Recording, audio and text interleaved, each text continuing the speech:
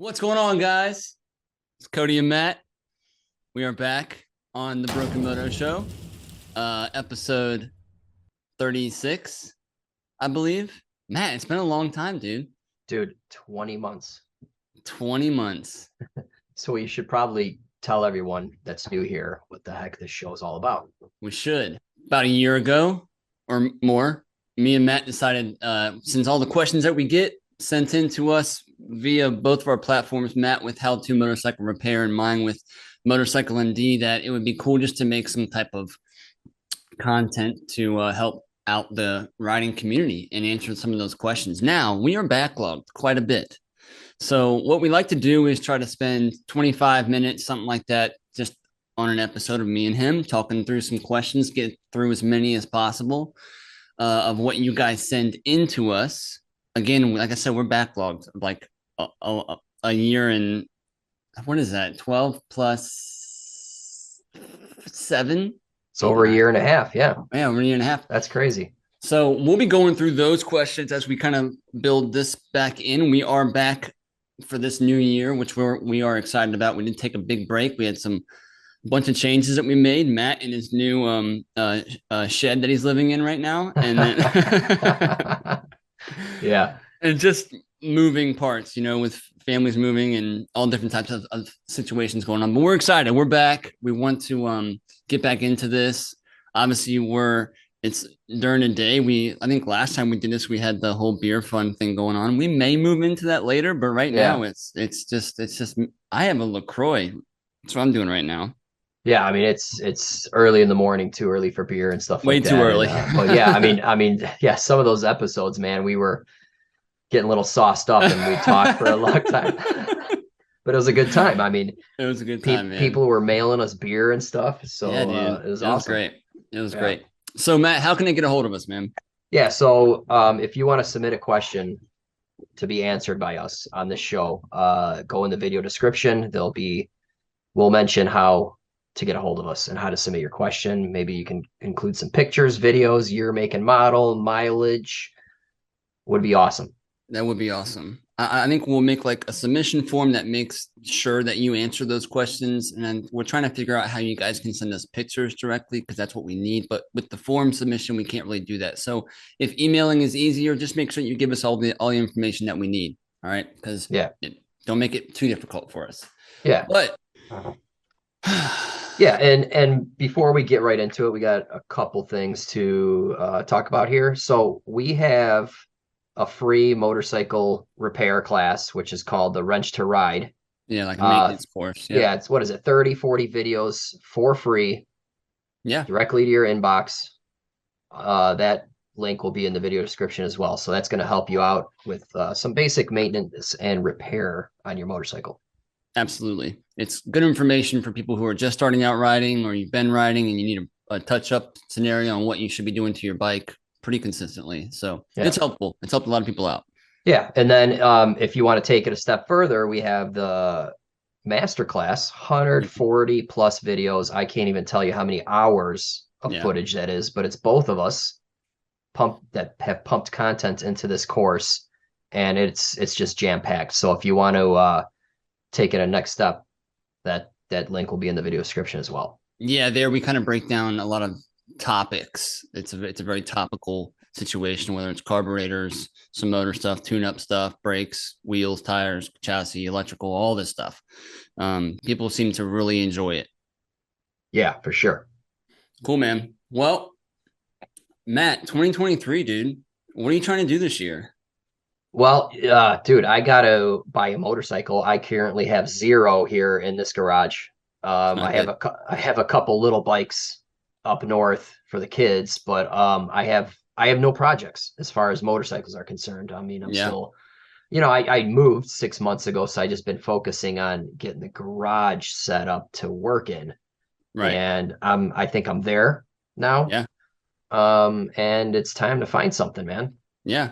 Yeah. If you guys want to catch up on all of Matt's festivities, he did move and he's been posting about building the garage out. It's been pretty cool to see. So what do you think you get, like a newer bike, or do you think you get like an oldie again? Dude, I don't know. Yeah. We'll talk about this later due to like a a question on pricing later on, but I don't know, man. I go on Facebook Marketplace and I just search motorcycles for sale and I'm scrolling and I'm like, none of this stuff catches my eye, and these people are asking way too much for this junk. Oh yeah. So Oh yeah. I don't know. I don't know what it's going to be. Cool. TBD. Well, Yeah. let's jump in, dude. Yeah, dude. You want me to get the first one? Go ahead. All right. Again, these questions are a year and a half old, so hopefully maybe they have their problem solved by now. But anyway, here it goes.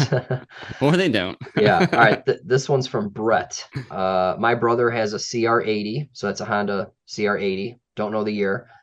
That I rode the other day. He claims it fouls spark plugs pretty quickly. Well, just one spark plug. And he thinks the fuel oil mix in his tank has too much oil, but I don't have any specs on that. I pulled the spark plug and it looked okay, but it was wet, like it had fuel on it. I don't know if he had run the bike that day or not, so I can't say if it was wet from the day or from previous time. When I rode it, you can hear the engine making a pinging noise, and it sounded healthy while accelerating. I figured if it was probably running rich and turned down the mixture screw and turned up the throttle screw a little, it seemed better.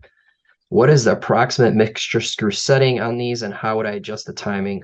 I suspect the timing is behind the harmonic balancer on the left side, but wasn't sure if there was any adjustment. No one has done the top end on the bike in a while, and the history of the bike is mostly unknown. Thanks, Brett.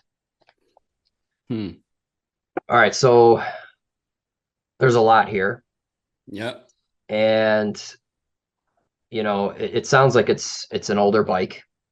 Yeah, and they made the CR80 up till 03, but then they started it back in like early 80s, Yeah. maybe even So, 70s. well, when did they go to 85? Did they go to 85?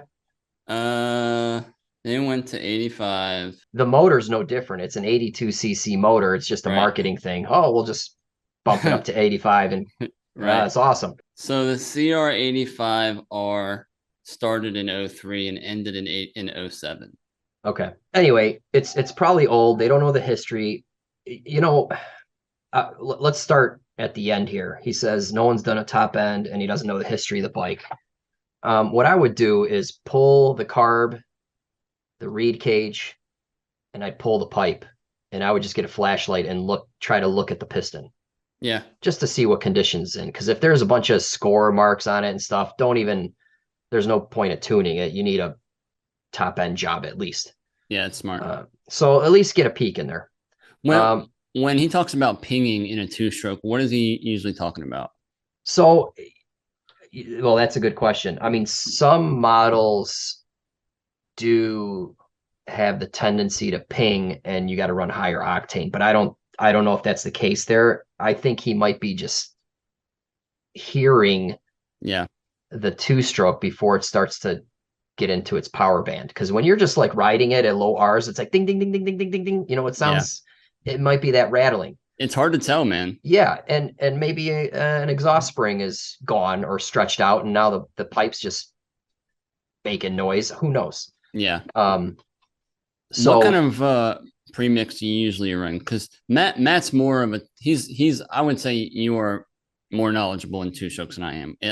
I don't deal with them too often. I would like to, but I just don't deal with them too often. So what kind of I know what I typically suggest, but what do you run, and what kind of two-stroke oil do you run?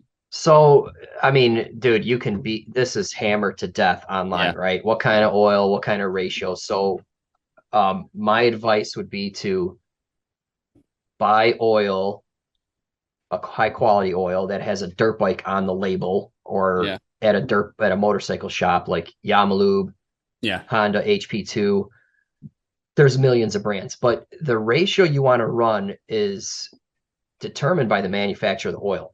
Correct. There's oils that say 40-1. There's oils that say 50-1. There's Motul and Motorex say 61 or whatever. But if you're running Yamalube 2R or HP2, that's a 32-1 deal for the CR80. So don't overthink it. Get a good oil and mix it at what they say. Okay. Whatever you do, don't use less oil. Right. That's actually worse. People Right. do that all the time. There's like, oh, there's spooge, oily stuff coming out of the muffler. I got to take out oil. And that's just the wrong approach. Correct.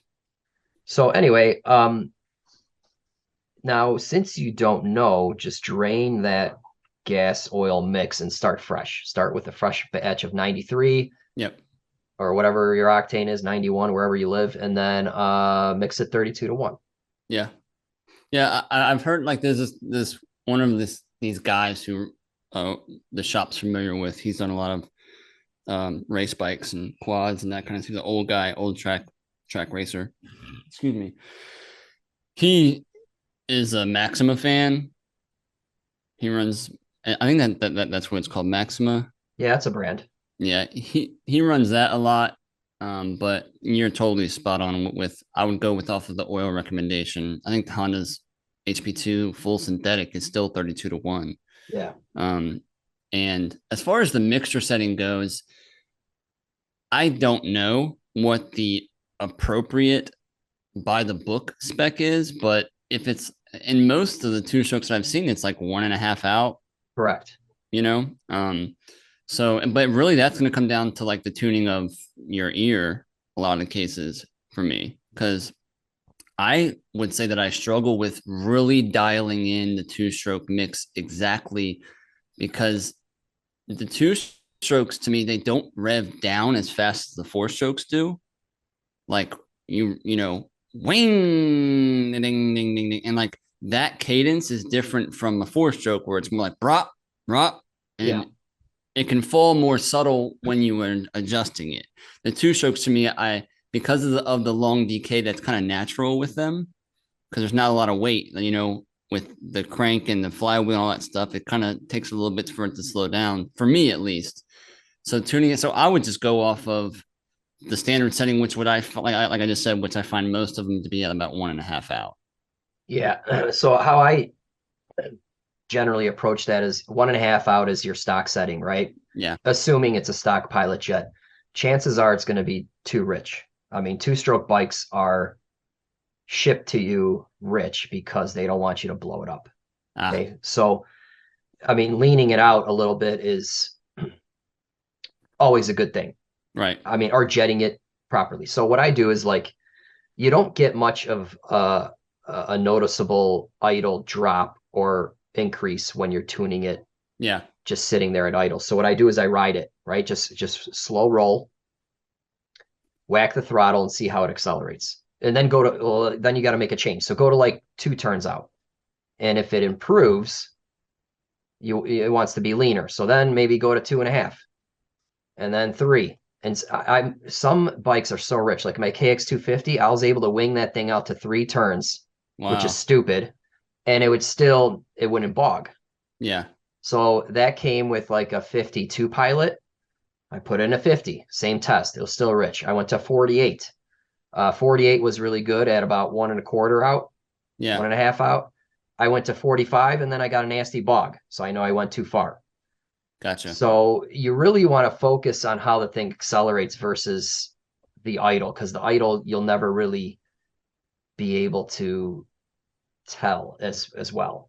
So ultimately what you're looking for when you like how you're describing it and you give it some throttle, mind you guys are on 2 strokes, so make sure that you're not, you know, don't wind it on yourself, you know, but so what you're ultimately looking for is for it not to bog when you crack the or when you you know when you hammer the throttle a little bit. What would you say that it can bog in both lean and rich conditions? So when overly lean, overly rich? Yeah, when it's really rich, it tends to sound very dull and just like whoa, you know, like a really deep tone. Yeah. That's generally what happens. Okay. But on a lean mixer, it's usually just like it'll bog and fall on its face, no acceleration. At least with the richness, it'll accelerate, it'll go, but it'll be lazy. Gotcha. But when it's lean, it will like and it'll just and then you're gonna go flying into the handlebars type of deal. You know, it like totally shuts down. Dude, that's great information, man. That honestly helps me out because like I said, I continue. I've dealt with both of those situations, and I just try to ride it, and get that good parameter. And if I rip the throttle when the front wheel comes up, then I know that something's at least right, Yes, So yeah, exactly. And don't make the mistake of like, and then chopping it yeah, and then coming on it again. And you're gonna preload, you're gonna preload that front end, and you're just gonna come right back up, and it's gonna loop you out. dude. Oh And if it man. loops you out, then I think you're good. Then she's tuned. And go ahead and buy some new handlebars and Yeah. probably a rear fender. Fender Yep. delete. Yeah. Dude, scary bike, dude, that I've ridden recently. CR250R, man. Those bikes are fun to ride, but I'm like a little bit terrified of them, especially on the street. Yeah. I don't have as much experience riding two strokes to be like, I can control this bike, because like I feel like I can't control the bike. Yeah. No, 250 is a lot of bike, dude. Yeah.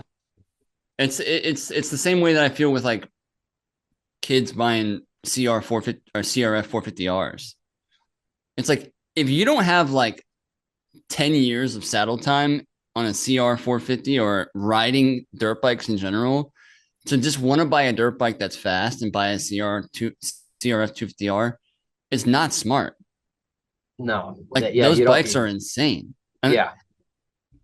Yeah, They're fast, dude. they're So fast, man, and they're yeah. they're they're for the track. Like Yeah. but it's the same thing when it comes to like buying a 1000 cc Yeah. bike. It's like you really need to put this thing somewhere else, not Yeah.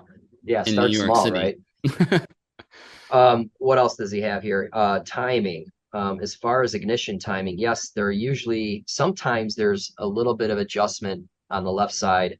It's not the harmonic balancer, you call it the flywheel, and behind it is the stator plate. Yeah, And that might have a couple degrees one way or another. Sometimes they're just installed straight up, right. and sometimes there might be a tick mark for retarded or advanced.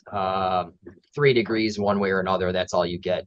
Yeah, I was looking at the part schematic and it looks like it has like a single pulsar that's going off of the flywheel, but it doesn't say, nor do I have a Yeah. manual to see if it's slotted or not. Yeah. Yeah, Yeah, but generally speaking, those can't be out of time. Like yeah, the if there is an adjustment, it's so small that it's not going to really affect. right. And I played with the timing on my KX250. I retarded the timing to soften the hit. Okay. And because, dude, that bike, I was on a track that had, it was hard to get traction. Right. So I was trying to soften the hit. I put a flywheel weight on it to try to gain traction. So I messed with it a little bit. If you advance the timing, it'll be more peppier in the low to mid range, but it won't rev out as much. Right. And vice versa with retarded on a two-stroke. So I don't think it would be substantial enough to cause it to ping, in other words. yeah. Right. Like there's not that much room for error like there would be on like a point system. Now there are two strokes with point systems, but this is a bike that does not have points. So yeah, cool. And then as far as the plug coming out wet, I mean, you gotta, another thing is you gotta take apart the carburetor and see what pilot jet's in it, what needle is stamped, clip position, and the main, because you don't know what people have done. Right. So you want to verify that and start at stock and then go from there. Yeah. And also make sure the plug is correct heat range and all that. And then go from there. You got to start at square one because you don't know the history of the bike. Yeah, I would say that plug heat range is more vital with two strokes than it is for four strokes. Yeah, so this is going to be a B10 in this bike. Yeah. And so forth. So if it's still coming out wet, it's time to jet down and so forth. But that's for another day. I guess let them get back to us 2 years later. Yeah. What was his name? We don't have a name. Brett. Brett. His name's Brett. Brett, thanks for emailing us in, man. I hope that you were really looking forward to this reply for the past year and 8 months. All right, let's move on to the next one. Awesome, dude. Awesome. Yeah, thanks, Brett. All right. This one says pics included in email. Do we have those pictures still? Yes. All right, sweet. So Yeah. we'll put them up here. Damn guys, I know you keep asking for pictures when I send in questions, and I thought I did get pictures attached to this email, but I rode a 1978 Honda, so I'm an old fart and technology isn't my forte. I guess the files were too big or something, so I'll try again. Thanks for the range. I think this was a email that was sent to this was a re-reply to an email that we had talked about with bike pricing. I think he was looking to sell his bike and he wanted to know where he should start. Thanks for the range that you think I can get for the bike. I'm sure I'm not at the $4,000 end of the scale, but I didn't think that 1,500 is the low end. So that was helpful. Also, the information you gave me about shipping, I think we helped him out with, I forgot the company name, but if you are looking to get bikes shipped to you or ship a bike out, there are people who that's all they do is just pick up your bike in a trailer and then they'll bring your bike to wherever you need and they'll charge you accordingly. It's pretty nice. It's almost like a Google rating system too. People put reviews about how the bike showed up and whatever, how nice they were. They show up, drunk or whatever, so it was, I can't remember what the company was. It you haul it or something like no, U-Haul is an actual thing. You ship. You ship. That That's what it was. is, it's like you post what you want on this Yep. board, and then you get multiple carriers to bid on it. Use them in Yeah. the past, and I've had customers use them. Yeah. So yeah. Really cool company. Um, Thank you, Cody, for taking the time to look up the name of the company, and the suggestion from Matt about Facebook Marketplace was helpful as well. Last week, when I checked to see if you guys answered my question, I saw that the title was, "What is my bike worth?" And I said, yes, they answered me. That was so cool. Anyway, I am going to try to attach pictures again. Keep up the good work, and some beer money is on the way. Back when we were taking beer money. Good days. Good days. But one thing you asked, and that was where I live because that could affect value. I live in Connecticut. Thank you, Al. So, Al, thanks for replying back to us so long ago. We appreciate it. But this does bring up a topic on bike value in 2023. What people are asking, what bikes are going for. Matt, you said that you've been looking at bikes recently or whenever. Yeah. So, okay, during COVID, things were getting out of control, man. Yeah. Like the demand for hobby stuff, anything hobby related, was just increased dramatically. Like Right. all kind because of COVID, right? Yep. Motorcycles, dude, $1,000 dirt bike all of a sudden is now a $2,000-3,000 dirt bike that people are trying to sell for. Yeah. Whether it was actually selling for that much, I don't know, but that's what like people were pricing them at. Yeah. I sold my KX250 during that time because I didn't use it much. I needed a new bike to make new content. Yeah. And I was working on my car. Then I moved. So I mean, I needed to get rid of it, but now I'm looking for a project, and everything is just, I feel, a little Overpriced. expensive. Yeah. And the prices went up real quick, but I don't think they're going to come down that fast. You know what I'm saying? It's going to take a while for the market to kind of stabilize again, I think. What are your thoughts on that? I mean, I would agree with you. Like I saw like it also depends on the bike, but like I've been looking at a lot of XRs lately. I want to get my girl an XR 70 because she really likes to, and she just likes dicking around on it. Yeah.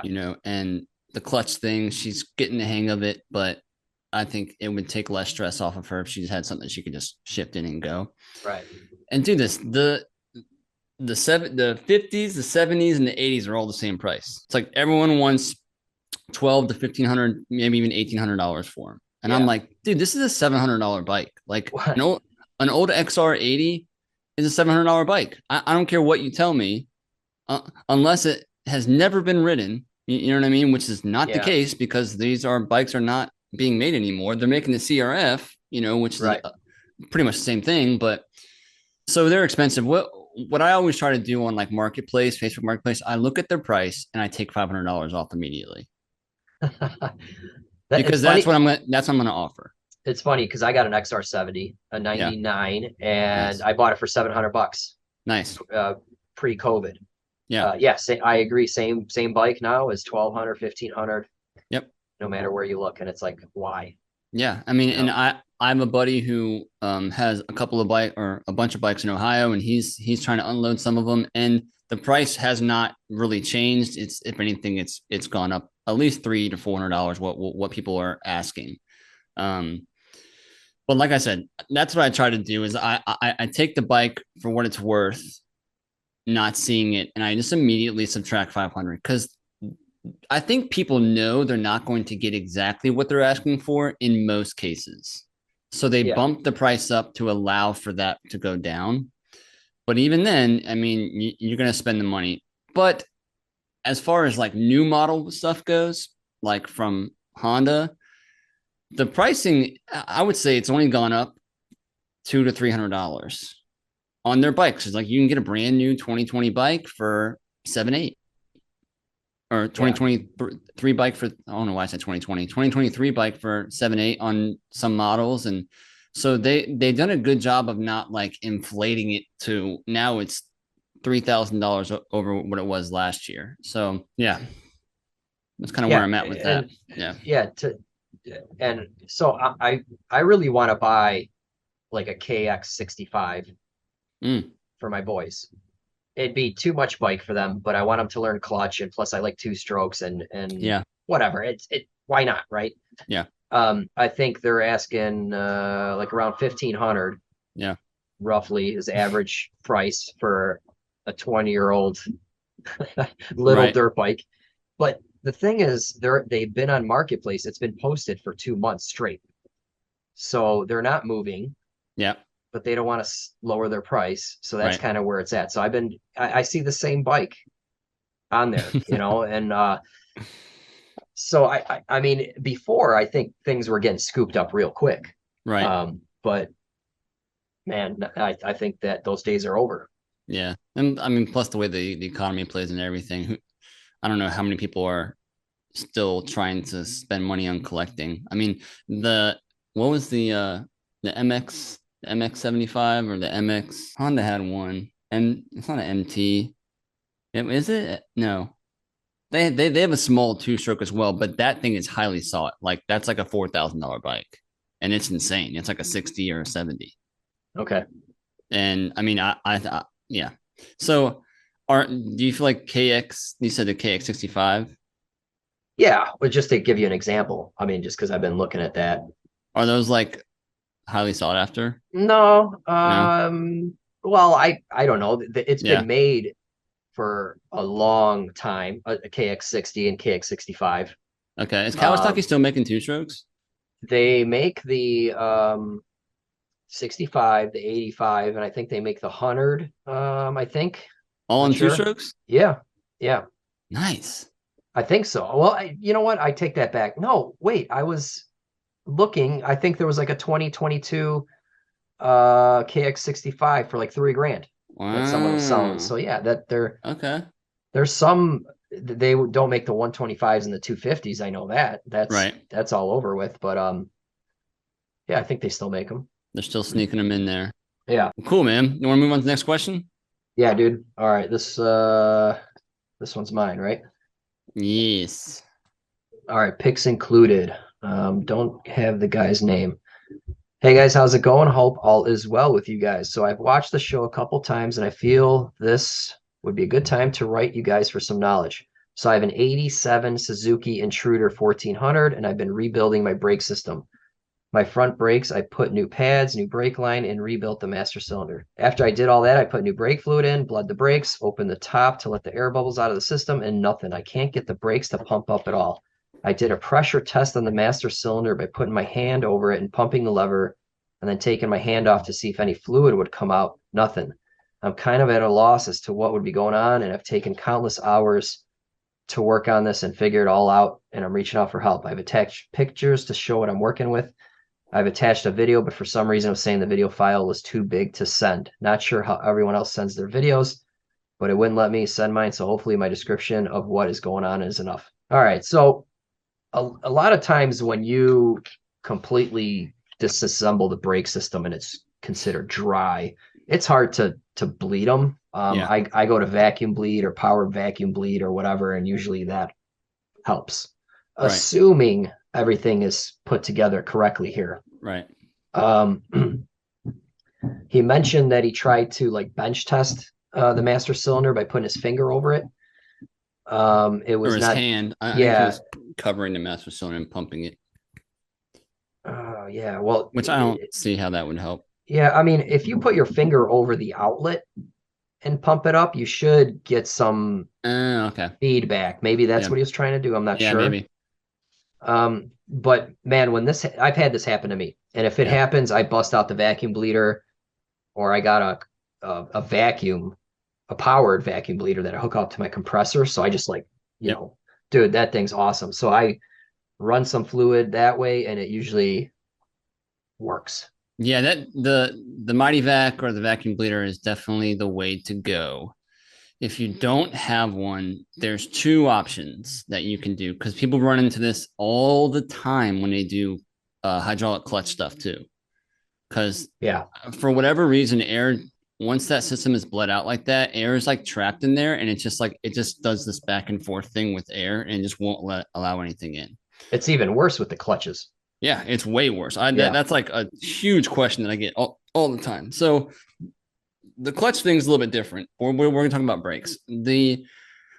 What I've done in the past. So there's one way that is, I would say, frowned upon, because typically you never want to, in most cases, pinch, bend, or put the brake lines in some type of extreme way because there's different linings. A really healthy brake line is a little bit different, and there's ways you can do what I'm about to say carefully.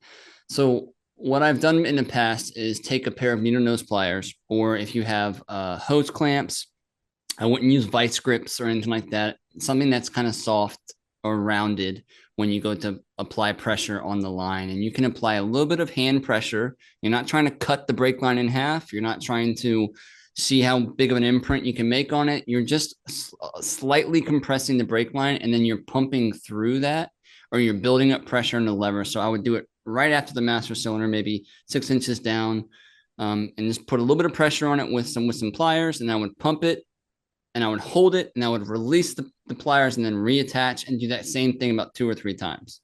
What you're doing is you're making like this one-way valve in a very short range, and your hand is the one-way valve, right? That's applying the pressure. But when you're dealing with old brake lines, when you're dealing with brake lines in general, typically doing that is frowned upon because if the brake line is failing, then you're not helping it any by crimping on it. The second thing you can do is you can take like I don't know if you've ever seen like the reverse snap ring pliers that are kind of like a duck bill, but they're reversed. So when you close them, they open, right? And on the outside of the mouth, so let's say this is the top of the snap ring plier. On this side and this side is like not corrugated, but it's neural. There you go. And when you open them, you can actually grip onto the inside of a caliper piston with them. That's how I use to clean. That's how I show in all the videos that I have. And you can put that piston all the way in, right? Fill your brake line or fill your fluid up, pump, try to get as much air out as you can, and then just take that with the bleeder closed, take the piston and slowly pull it. And what that's going to do is it puts vacuum on the line, and it has to suck pressure from somewhere as you're pulling that piston out. You're not going to pull all the way out, but you're going to pull it somewhat out. Open the bleed valve, push it back in again. And you can actually just work that 2 or 3 times, and you should start to see the brake level of the fluid leave, and it will slowly get sucked down into the system. I've done that before too. That's the safest way to do it if you don't have a Mighty Vac. Mighty Vac, it's boom, it's done, But yeah. So we got 2 minutes left. Yeah, everything. Speaking of everything getting more expensive, we do this on Zoom, and now they want money. Yep. After 40 minutes. Yeah. So I think we Okay. answered the questions well, though, man. Yeah, yeah. Do we want to do, well, we don't have enough time, so Yeah, we don't have time, dude. we'll just close it out and then start a new episode, and that'll be it. Yeah, so we'll try to do this once a month, guys. So if you want to send in your questions to us, send them in. Even though I know it's weird it being a month later when you might hear a response, we think it's helpful in case you haven't fixed it or someone else deals with the problem itself.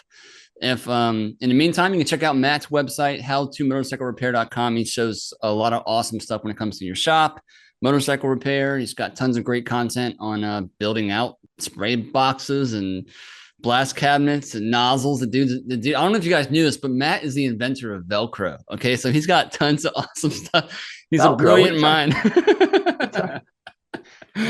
No, or you can check out my website, themotorcyclemd.com. Tons of courses on carb cleans. And again, don't forget to check out the free course that we have for you guys in the description. The Rinse to Ride course, get you guys up and going when it comes to your motorcycle and getting prepared for the springtime. So until next time, we'll see you guys in the next episode. Yep, that's right. Right? All right. All right. Later, guys.